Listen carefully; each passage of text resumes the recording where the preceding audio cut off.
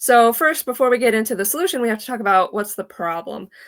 And you're probably familiar with this concept of voting lesser evil, especially, those of us who are part of a third party are often told, don't vote for your favorite candidate because you'll be throwing your vote away. So you're told vote for your lesser evil. There's usually two front runners, particularly in presidential elections, but you'll find it in a lot of other elections as well. And you're told pick one of those two to vote for in order to make your vote count for something. And so, you know, why is this the case? Why does this happen? Why do we get pressured into that? So let's look at an example. We like to use Star Wars because everybody knows these characters, hopefully. And in this example, Luke Skywalker and Darth Vader are the front runners. So those would be like the two major party candidates in this election.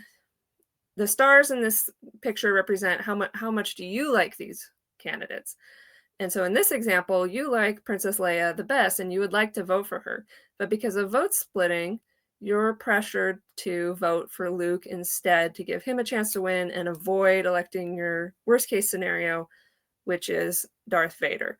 So you may choose to vote for Leia anyway as like a protest vote, or you may choose to vote for Luke or Yoda in this example. Well, probably not Yoda, Luke, because he's a front runner. And that's a dilemma that we get put into, and it's really not fair that we can't actually say who we want to vote for and have that vote be counted fairly. So vote splitting is what causes this. If there's only two candidates in the race, like the example we see here of just Luke and Darth are in the race, it's a fair election. 60% of the voters prefer Luke, so Luke wins.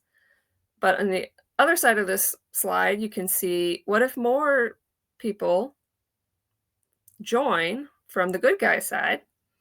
Now that vote gets split between all of these different candidates, and the good guys end up losing, even though in this example, Darth Vader only has 31% of support.